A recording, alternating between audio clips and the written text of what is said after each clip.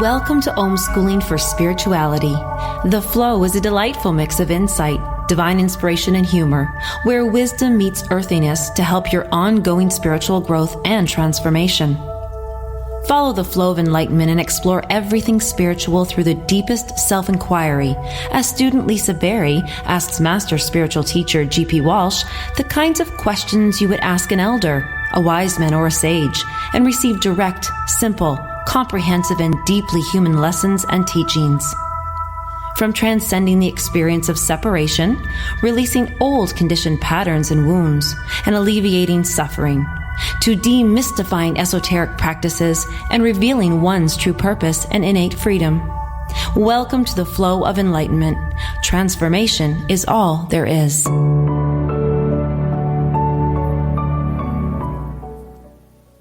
And well, hello everyone. We are transitioning GP from one show into the next. Hello, GP. Hey, Lisa. Oh, I'd like to share, take this moment to share with everybody that absolutely you guys must hear the show that Rosalind Fung does here right on OMTimes Radio. It's called Activate Your Soulgasmic Business with host Rosalind Fung. And GP was just on there with her. And, you know, it's so interesting. Sometimes we think, oh, you know, well, this one's for spirituality and this one's for business and this one's for relationships, but transformation, it is all there is. It's all together. It's true. Yes. So I want to invite everybody to listen to that. And the reason why I do want to invite you, everybody specifically, is because you hear us yakking away every Tuesday, GP and I'm asking questions and that, but you were able to share your story, you know, that significant on the bridge night story. And I would love for people to hear that. And Rosalind I just love her. As a host, as a person, she's so fabulous. So please, everybody, tune into I think the replay is usually available by nighttime, but you know what, check it out starting tomorrow. That would be great. Yeah. So that was good job, GP. Thank you. People want to know, why am I listening to this guy? You know, he's great when I tune in. I love that. But, you know, getting to know you is another aspect. There's not really that much to know. Well, you know, when I got, you know, and as because today's show, I'll just announce the theme, the question for today, which I think it's awesome. I would love for you to help introduce somebody in a weird way, introduce somebody that we all might have heard of. We all maybe think we know a little bit, but maybe we don't. And today we're going to have GP help, you know, we're going to learn about the Buddha.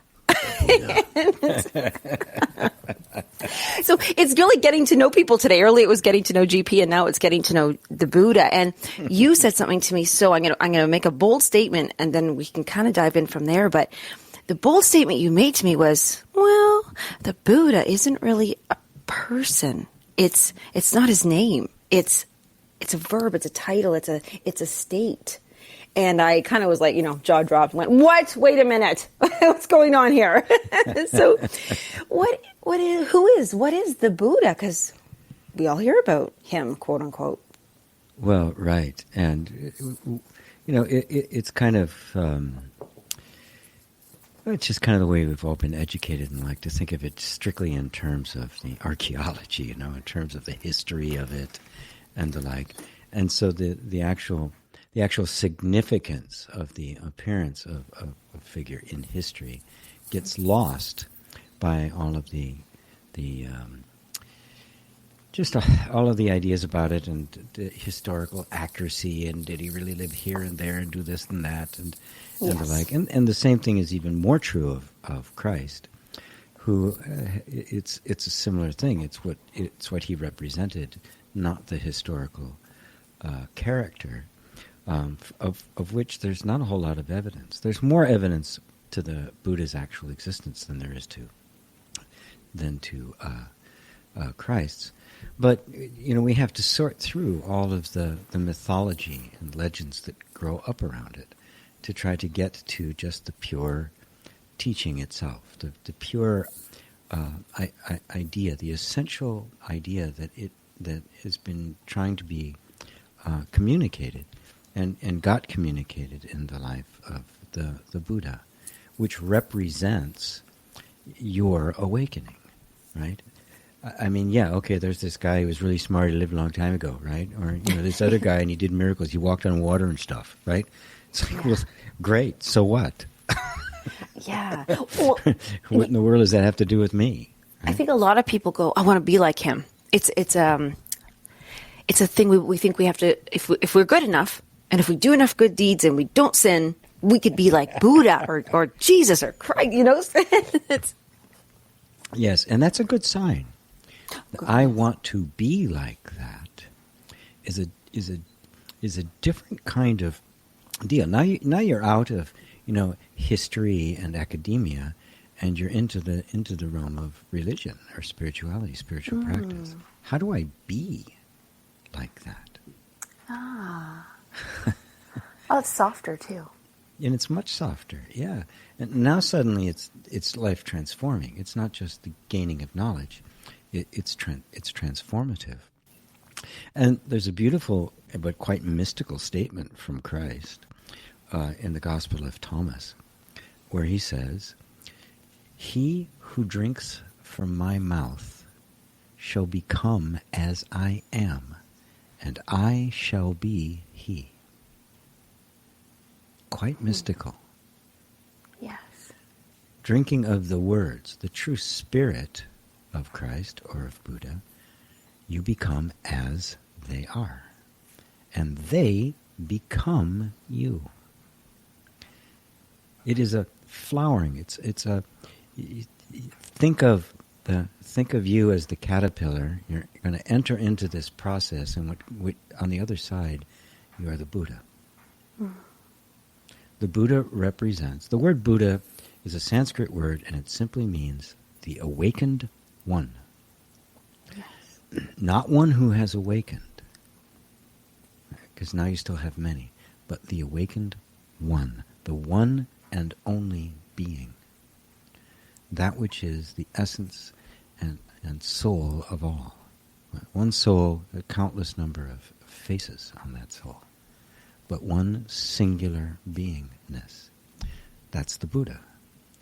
And then how the Buddha appears, how this essential nature appears in the field of time, is every single being you've ever met or ever could meet. But then throughout history there are these luminaries that are like, they simply represent the totality in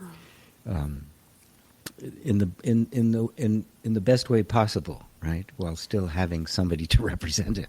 Because how do you represent the infinite, right? The pure infinite is just can't be seen. I mean, where do you put it, right? Right. Wait, let me get a bigger bucket. Yeah, I need a bigger closet.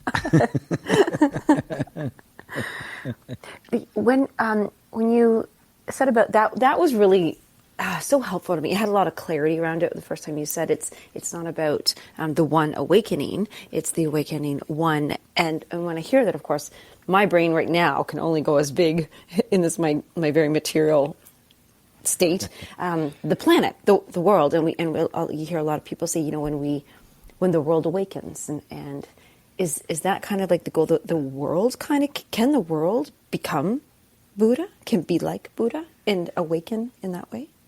The world is Buddha. That's the awakening. It doesn't become anything. You see that it already has. It always has been. The awakening. You're awakening from a dream. You're awakening from a slumber, from an illusion. It's an illusion. The illusion. No, the sun isn't going across the sky. Right. Oh, okay, I see. Yeah. The world is not what you think it is. The world is not a bunch of separate people running around bumping into each other. It is the manifestation of the one being.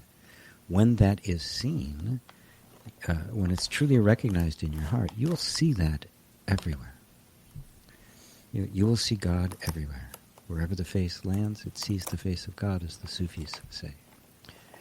It becomes, it isn't that people disappear. It's not that kind of an illusion, right? I mean, if the sun was going across the sky and the earth was stationary, it wouldn't look any different. Right. Yeah. Oh, that's a good thing to note. Right. It would look the same, right? So from the perspective of our senses, That's exactly what we are experiencing. We still feel like we're stationary and the sun is moving. We still refer to the sunrise and the sunset.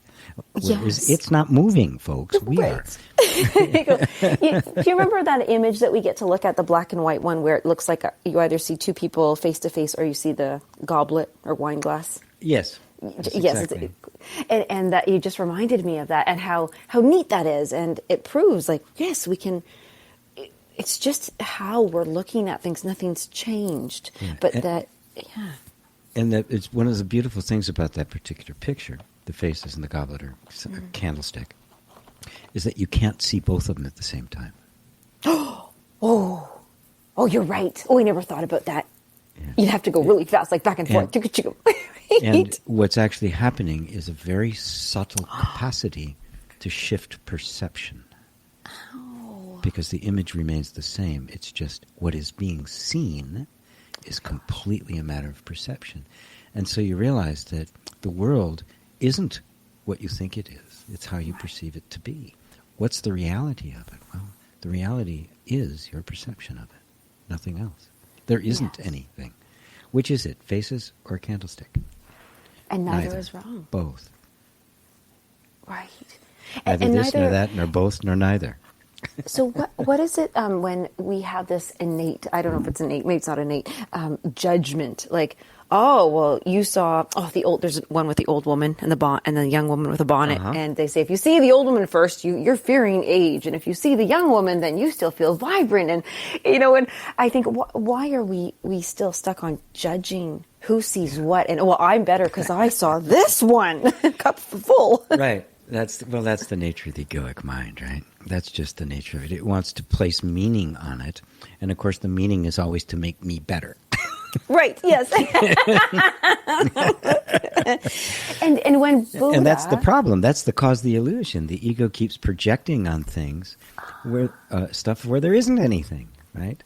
The pure seeing as it is, that's the Buddha. It's not a person. It is the power to see things as they are.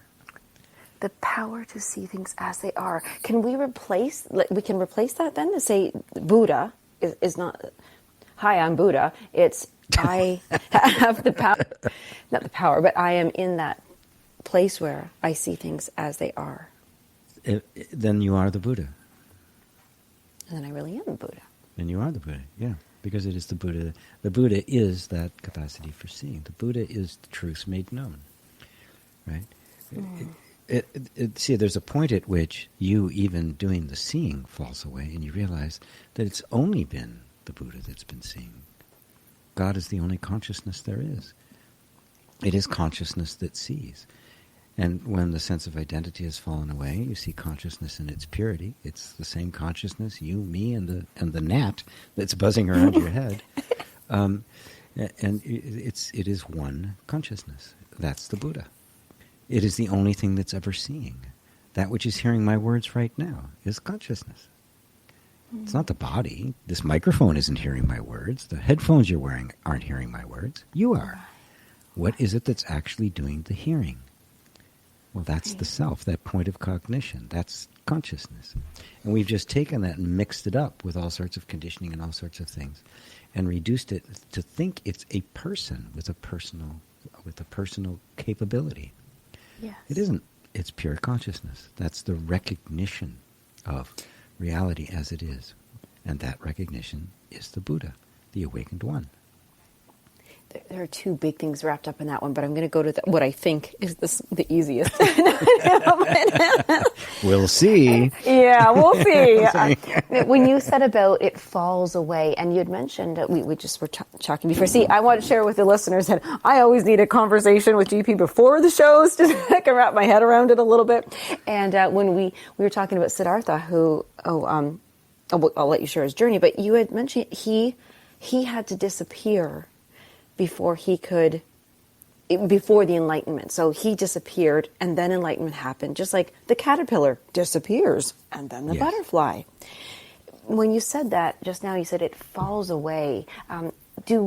Should we be not should be afraid of it, but why are we so afraid of disappearing? And well, because we're heavily identified with the egoic mind. We think, I'm going to disappear. I'm going to die. right? Yes. But the only thing that can disappear is that which was an illusion. The truth can't disappear. You can't disappear. Only the false ideas you have about yourself are going to disappear. And good riddance. Yeah. Yes. And That's do we all. mourn the illusion that does disappear? Only while we're still attached to it. So as long as there's still this appetite, right, for, that the world's going to give me something, there's going to be some benefit I'm going to get. As long as that's there, there's going to be a sense of loss and a sense of grief. But it's kind of like, you're out in the desert and you're mourning the fact that the mirage isn't real. Oh, I wish it was real. Yes. Right? But it was never real. There's nothing there. It's not going to quench your thirst. It has nothing to offer you. Right. That's the point, right? It has nothing to offer you. What we believe the world can give us, it can't. But we're convinced it can. Oh, just that next job, that next relationship, that next pay raise, that next lottery win, right?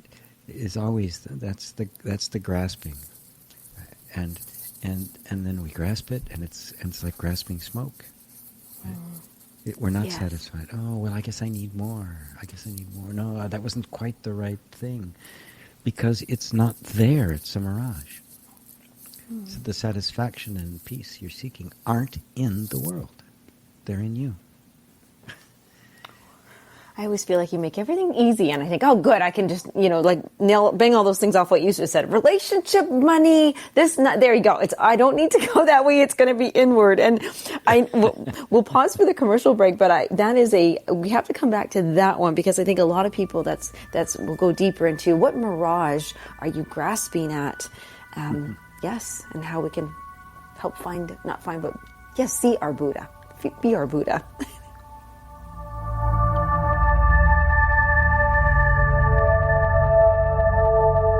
The Real Conscious Connection.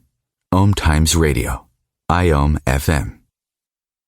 OMTimes Magazine is one of the leading online content providers of positivity, wellness, and personal empowerment. A philanthropic organization, their net proceeds are funneled to support worldwide charity initiatives via Humanity Healing International. Through their commitment to creating community and providing conscious content, they aspire to uplift humanity on a global scale. OMTimes, co-creating a more conscious lifestyle.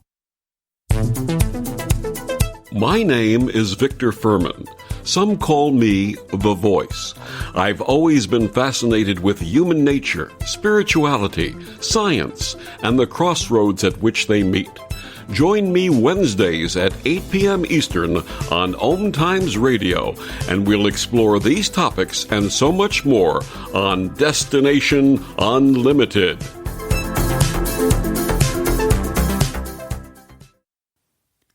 Touch, move, and inspire. Sharing your story of how you overcame your deepest struggle will serve as someone else's survival guide. You are ready to get the book out of your head and onto the page. I'm Jocelyn Bellows, host of Breakdown to Wake Up, a live stream show dedicated to sharing personal journeys of men and women who have traversed through mazes of uncertainty, dark clouds, and dishonoring themselves, and the lessons they have learned along this path of what one can accomplish in our own self-discovery. And as a writing and life coach, I work with men and women to break through the BS of their lives to find their own voice and leaping into a life they love. It is my belief that when we share our stories of how we overcame what we have been through, it will serve as someone else's survival guide. So if you're ready to get the book out of your head and onto the page, I'd love to hear from you. Go to www.jocelynbellows.com and join me every Tuesday at noon Eastern and Wednesdays at 2 p.m. Eastern. If I could be you, and you could be me for just 1 hour, if you could find a way to get inside each other's mind, walk a mile in my shoes. Walk a mile in my shoes. Walk a mile in my shoes. We've all felt left out. And for some, that feeling lasts more than a moment. We can change that. Learn how at belongingbeginswithus.org. Brought to you by the Ad Council. Walk a mile in my shoes.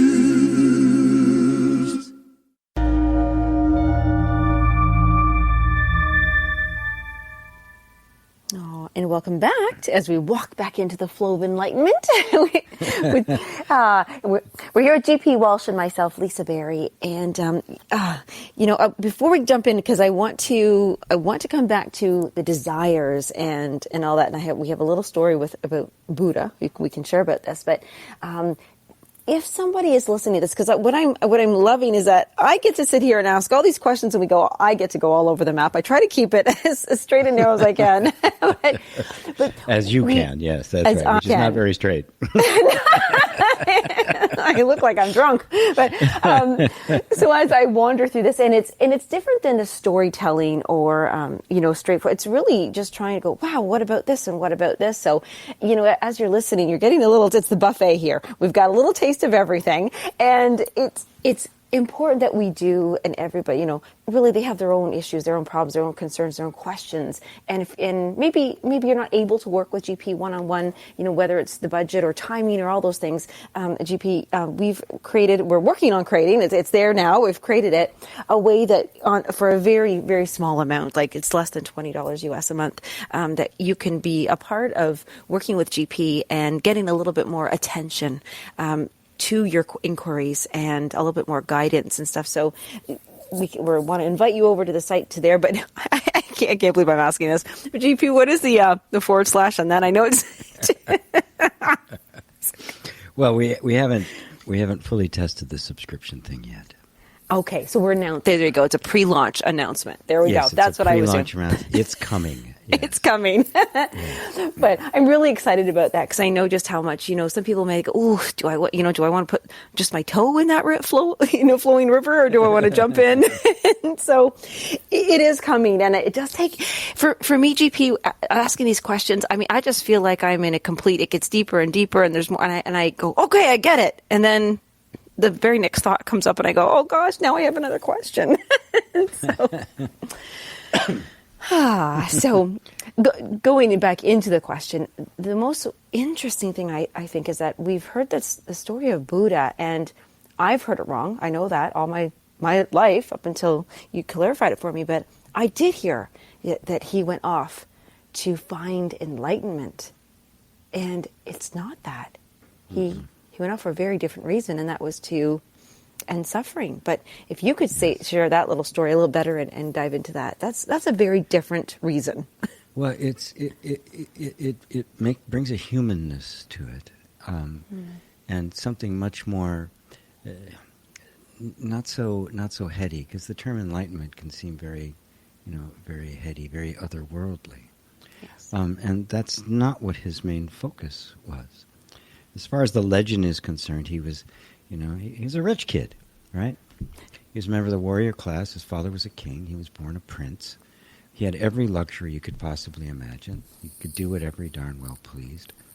And according to the legend, who knows whether this is true or not, at his birth, he had a very auspicious birth, like Christ did. And wise men showed up for Buddha, like they did for Christ, and they told his father that he was either going to be a great king or a spiritual teacher. And his father didn't want him to be a spiritual teacher. Played in that band. And so he groomed him for being the king. And according to the legend, he kept him from experiencing any suffering whatsoever. So, people who deformities were kept away, people got too old, they would be kept away. So he lived in this bubble, which is, it seems like kind of extreme. How do you make that happen? But very wealthy people live in that bubble in our own world. It's not. It's there's this distorted sense and disconnect from the everyday reality that most people live.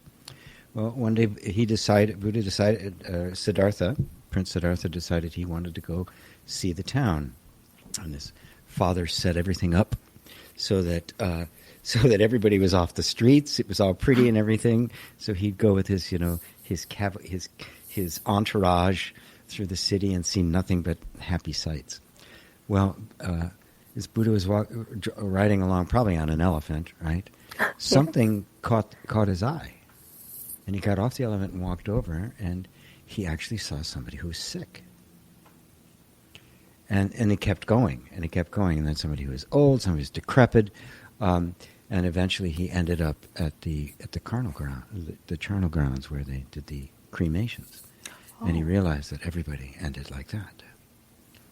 And he was just viscerally moved by the suffering, and it just shook him so deeply that he left his own wife and child to go looking for the answer to suffering. And that's what he did.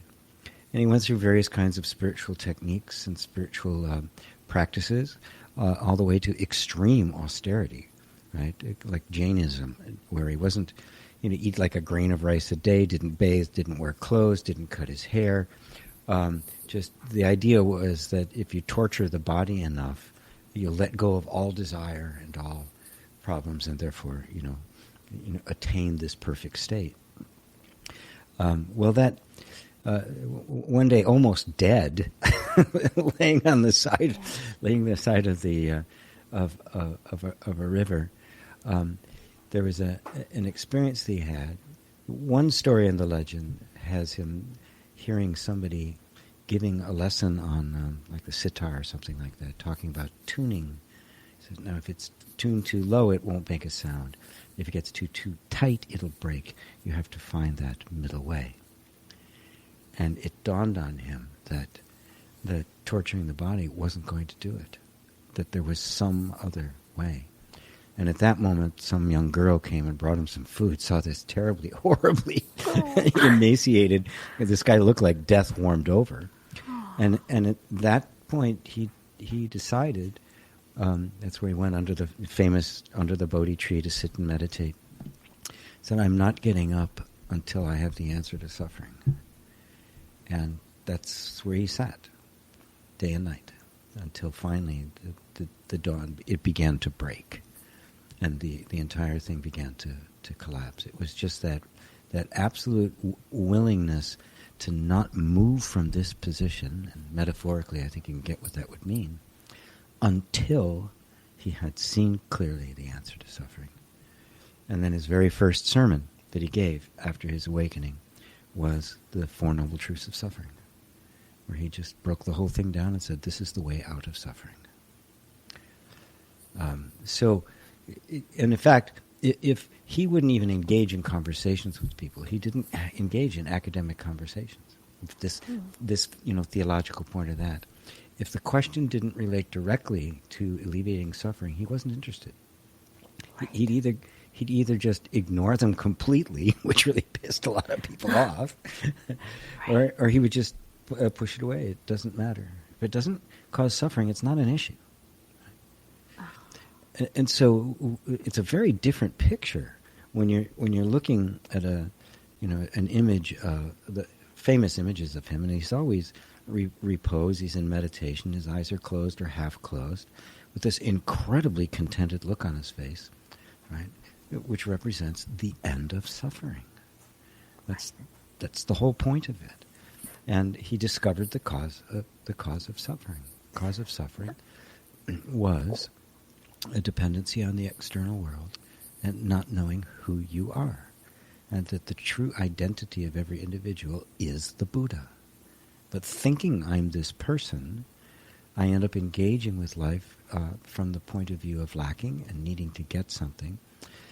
And so for him, the end of suffering was not a shift in conditions, but to see that the sufferer never existed. Who you thought you were is the great mirage. And when that's gone, so is all the suffering that goes with it. That's the message of the Buddha. And it's such a beautiful message that we feel like, gosh, I feel like he, suffered for our sins and all this, but yet I've heard you share before, we don't, do we all have to sit and not move and not eat so that we can hear his answer? Metaphorically, yes. There is a point in your life where you just go, you know what? I'm just not going back there. I mean, we've had this, even in personal development. I'm just not going back there. This is the new me. That's it. I'm quitting smoking. This is it, right? I'm dropping these habits. This is it. And there's an unmovableness about it, right? Mm. And that's really what it represents, right? the commitment to bringing your mind into subjugation to truth. Not wandering around, not distracted, not grabbing at this and that. Right? That's what it means to be sitting under the Bodhi tree, the tree of awakening. I'm not moving from this place. That's an internal gesture. It's not an external condition. You don't have to go to the forest or anything like that. Oh, right. Matter of fact, don't. You just get a lot of mosquito bites and stuff. Yes, I like that you just brought that back there, because it's often the interpretation, it's the representation, it's what is the symbolism of it. It's not word for word, you know. Yep. Yeah, I mean, yeah, it's what do these things mean? What do they represent? It was Lenny Bruce, a comedian from the 50s and 60s, who said if Christ had been executed in modern time, all the little Catholic kids would be walking around with little electric chairs around their neck.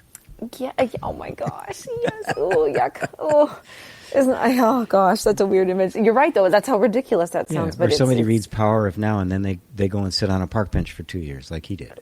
Right. Yes. As if that's going to do it. Like imitating the circumstances. You can't imitate the circumstances.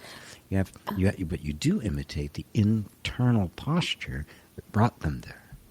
Right. And you know what's interesting when you said that about the interpretation part is the food.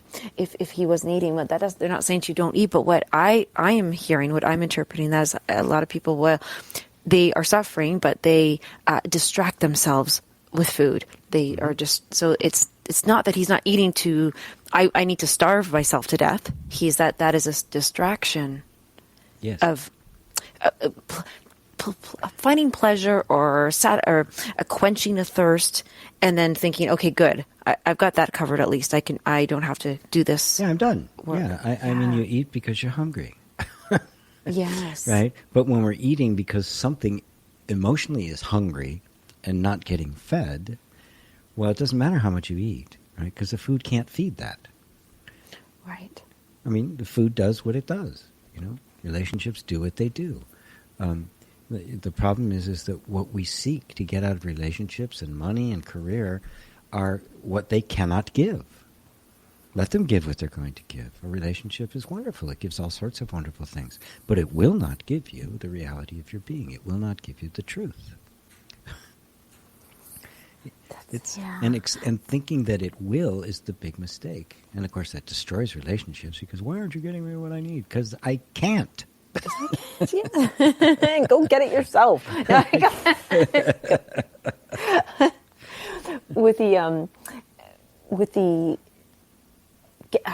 When we think we are happier because we ate, because we have a loving relationship, because we got the raise in pay, but are we not really finding some kind of fulfillment or joy? No. What you've done is satisfy a desire. The desire is gone, and then there's this feeling of relief. Period. That's all it is. That's not happiness. Relief is not happiness. No. That's right. That's right. I knew that. Yeah. Oh, yes, I know. That's a big one. That's a big one. You cannot mistake relief for happiness. Oh. Yes. But there is a feeling there when the relief happens. Right? I have a desire. The desire gets quenched. The desire is gone. That's the relief. Now, what's the feeling underneath?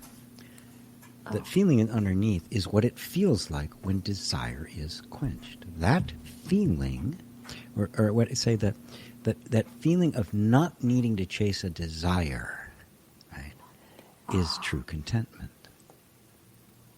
Not needing to chase the desire, not quenching it, but just not even chasing it in the first place. Yes.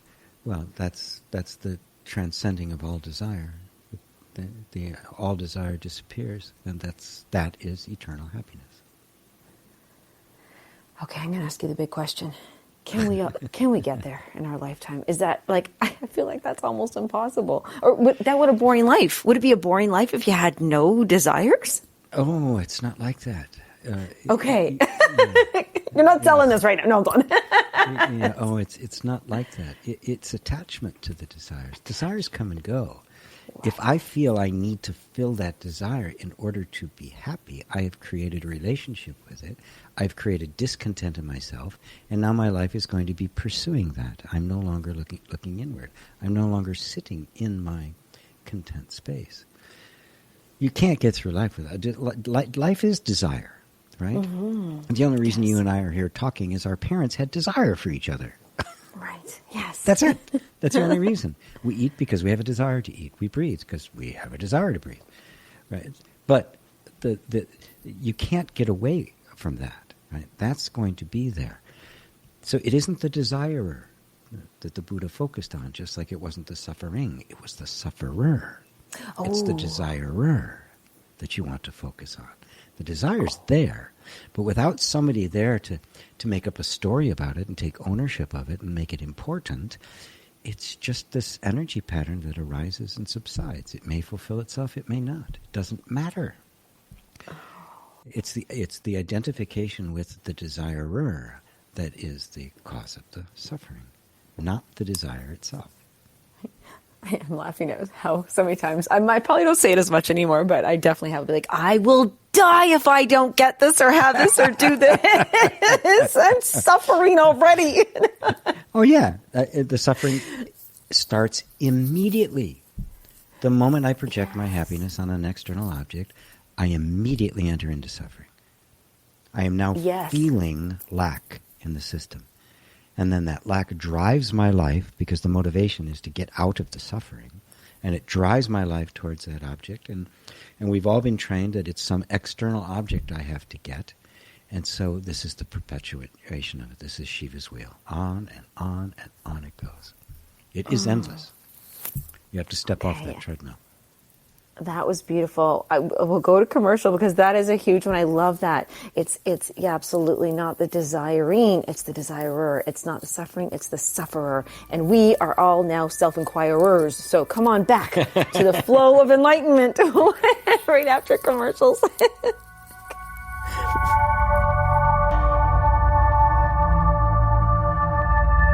Conscious media for conscious minds.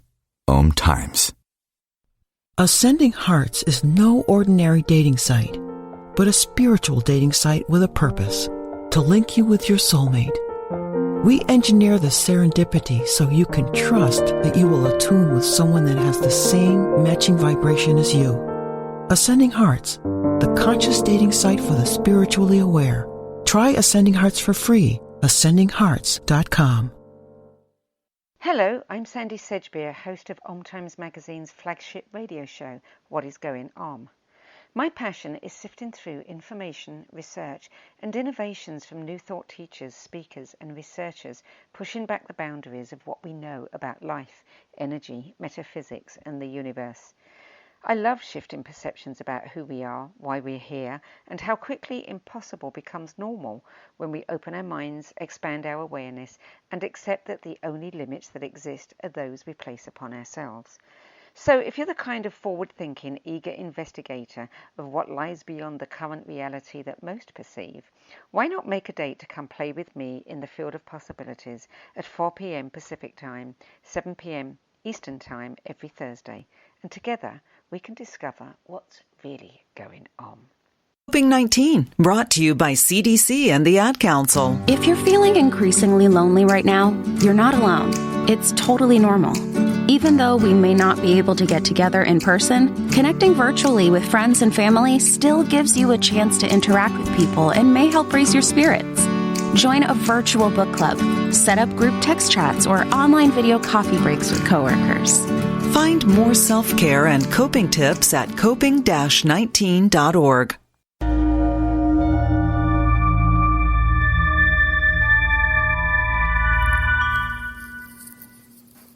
All right. Well, welcome back, everybody. And I would love to, first of all, invite everybody to always stay connected with us and join in all the fun discussions that we have and question asking and courses. I mean, they're just so you can definitely become a pro inquirer here, right? A self-inquirer. And we're inviting everybody to come to gpwalsh.com to just begin there. That's your best bet. Get on the light letter so you can hear, what's going on, what events are coming up and what courses and classes and just even private sessions. GP, you had sent this lovely picture of the Buddha over, and yeah, it just was. There's so much peace when I look at Buddha myself. When I see that representation.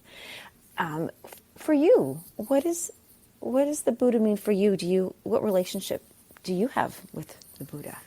I don't have a relationship with the Buddha. I am the Buddha. You are the Buddha. See, I knew that. That was a trick. It was a trap. No. Yeah, I mean, the Buddha is the awakened one. So it's all of you. You are the Buddha.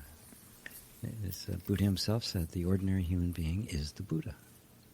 This isn't a great, pat me on the back, aren't I wonderful kind of thing. Although if you want to, it's quite all right. But it's simply the recognition of what's true. Right? It's not an egoic position. Right? It is what is true. This is your real nature. The Buddha represents the truth of your being. That's why it's often referred to as Buddha nature. You are that. You are the appearance of the One. The human form is a manifestation of the infinite beingness that is the essence of all of us. So that's the true self, and this form is an appearance. The problem is we have mistaken the appearance of the form for ourselves and forgotten that we are not the appearance. You are not the illusion. You're not the mirage. You're the desert. Yes. And so it's simply a matter of correct identification. Correct identification is what dismantles and it eliminates the sufferer. Oh, I like that. The correct identification. No, the dismantling. Okay, I gotcha. And then we can eliminate the suffering. Yes, because there's no sufferer left. And the Buddha doesn't suffer. That's the contented image you see, that peaceful image. That isn't the energy that's free from suffering. It's free from desire. It's free from worry. It's free from the tyranny of what's next. Are we able to see or witness the Buddha in others before we see that we are Buddha? No, not really. We can believe that it's there. It can come into our hearts as a feeling that you somehow intuitively know is true. Okay. But as long as I'm identified as a person, I'm going to look around and I'm going to see persons everywhere. Right. Simple as that. When I recognize myself as the Buddha, I will see the Buddha everywhere. How can I not? Because it is the essential nature of all beings. You see that there is no sufferer. The sufferer is imagined. It is just an image in the mind. But the reality is, you are that. You are the Buddha. You are the One. You are Shiva being. You are Krishna consciousness, or whatever you want to call it. It is simply the truth of your being. And the truth is true whether you believe it or not. Yes. Oh, gosh, that's funny, because I remember saying to, maybe my parents or something, I'm like, that's the truth, though. I'm like, you can believe it or not, but I'm not changing it because that's the truth. And I would have such confidence with that one, right? Of course. Stamp your little feet. That's right.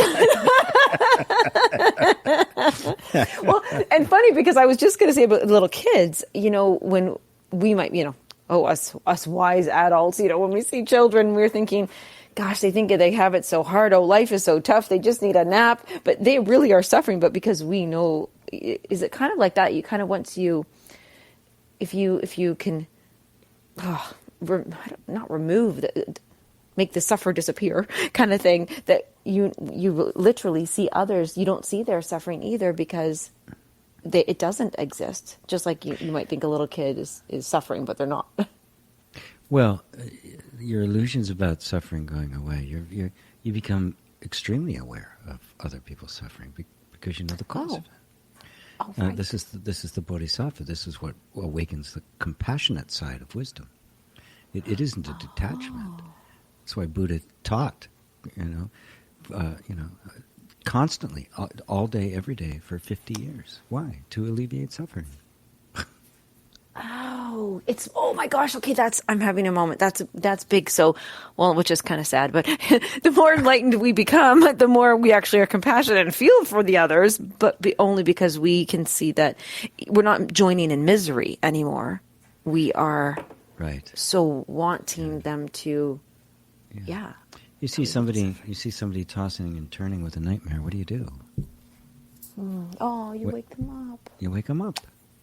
Oh, well, that was really beautiful. You don't just sit there and go, well, that you attracted that into your life. You deal with it. If you would just wake up. You know? I'll wait here. You come to me. I mean, come on. That is the most amazing, in-your-face, real kind of thing. That is so... I don't even know how that could be a T-shirt, but I like it. We often do that. We do, though. Oh, that's so right, because a lot of us will stand there and say, "Gosh, if they would just wake up, or they need to do something about that nightmare." But how does one in waking up? Is it through compassion? You cut out there for a little bit. How does one? How does one help to wake someone up from a nightmare? Is it through compassion? Is it or is it not their business? First wake yourself up. Right? Okay. You know, Christ put it beautifully. He says, before you remove the sliver from your brother's eye, take the log out of your own. Yes. Oh gosh. You know, you commit to your own unmoving position. And compassion will find a way, right? The right word, the right gesture. Sometimes just being present with somebody in their suffering, even when there's nothing you can do about it. Yeah. You find a way. Because when you're free of suffering, then you can be with suffering. And now you're the beacon, right? This is what is meant when we're talking about Christ taking on the sins of the world. This is what was meant. Yes. That he could easily be with it because it would just be transmuted in his presence. Because he would feel it, but it didn't stick, right? There was nothing in him that it would attach to.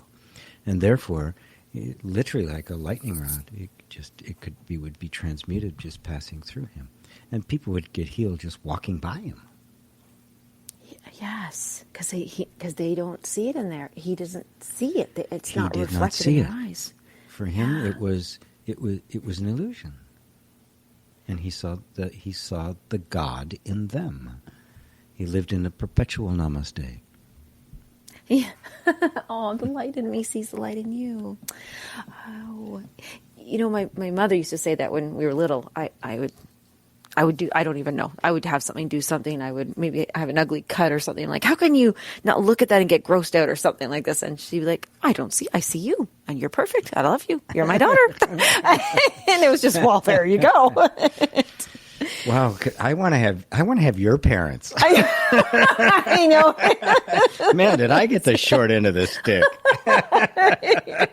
I do get really lucky. Whoa, damn! What did you do in your last life? Good God. Yeah.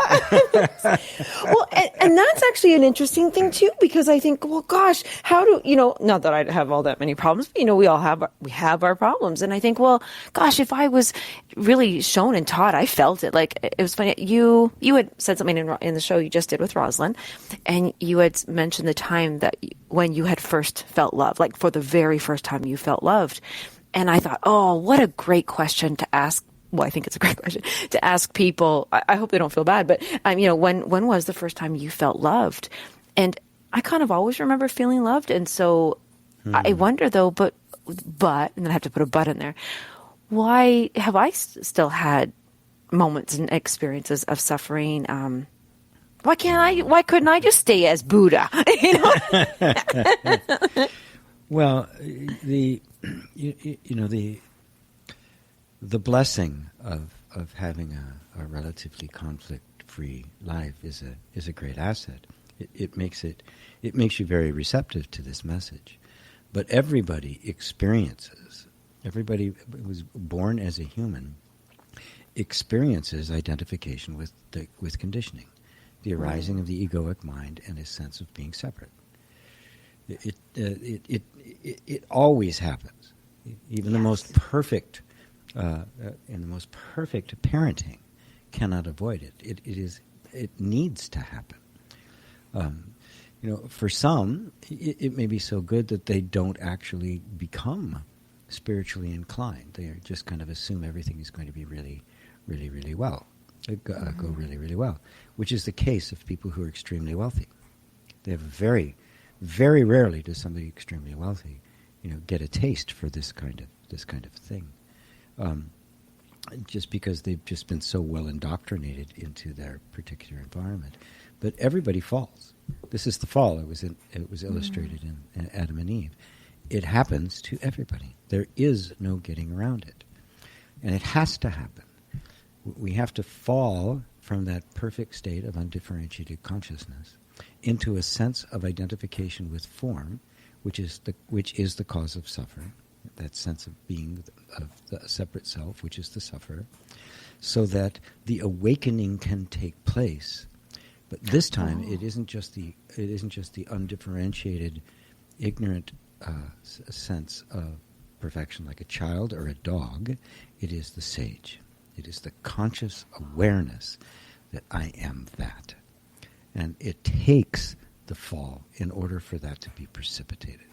We have to get kicked out of the garden, or we'll never find the reality of our being. That explains a lot for everyone. Well, it is. It literally does. It literally does. It's not a mistake. Yeah.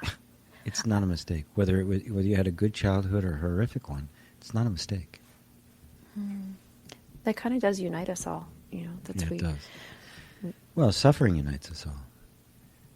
Yes. Probably that is the common human experience, even more than love. Oh, wow. Ooh. And yet we don't want to wish it away or be afraid of it, because that is suffering right there. We have to understand it, yes. Yes. We have to understand its origin.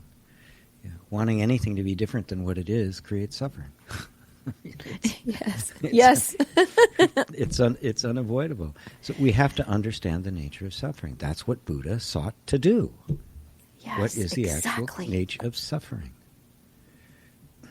And he arrived at the liberation from it, which was also enlightenment.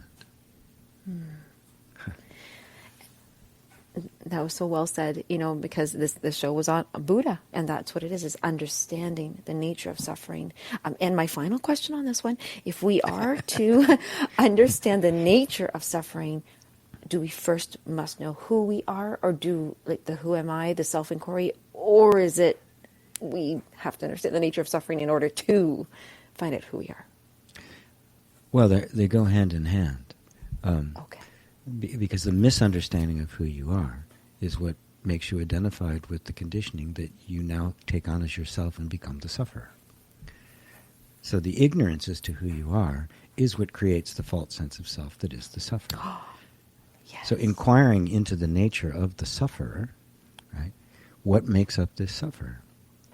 And as you begin to take it apart, you recognize that what it is a collection of thoughts, feelings, emotions, memories, associations that are all part of just the programming of the nervous system, upon which a sense of identity has been projected. There's no self there. There's no person there. There's only this very complex functioning of your nervous system. But we have identified with that, projected upon that, a person that doesn't actually exist in it. That's the mirage in the desert. And thinking I am that person is where the suffering comes from. Dismantle that. Go look for the person. You can find painful thoughts. You can find painful emotions. You can find painful sensations. You can find memories. You can find all that in terms of experience. But look, you will never find the sufferer. There's nobody there. Just like there's no mirage in the desert. You'll find the desert, you'll find the heat, you'll find the wind, you'll find the thirst, you'll find the sweat, you'll find the distortions in the airwaves as the heat rises off of the sand. But you will never find the mirage. that's a projection. The self, the person, is a projection onto the functioning of life. And there's no problem with life. There's no suffering in life. But when I become a person projected on it, which does not actually exist except as a thought, I now become the sufferer. I would love to ask you, GP, as in our final minute that I'm here, because that was so beautiful, and I'm imagining this desert of mirage. I don't know if you already do have a meditation, of a self-inquiry meditation, where you take us on that type of a journey. But I'm going to request and see if that exists, and can we maybe do one around that and dismantling the mirage. And I will invite anybody who's interested in any kind of meditation or working with GP or coming to one of the events, or even just saying, hey, when is that song on Sundays, to email us at questions with an S, questions@gpwalsh.com, or just come to the site and you'll find us how to get there anyways. But thank you so much, GP. Thanks, Lisa. Bye, everyone. We'll see you next Tuesday on The Flow of Enlightenment.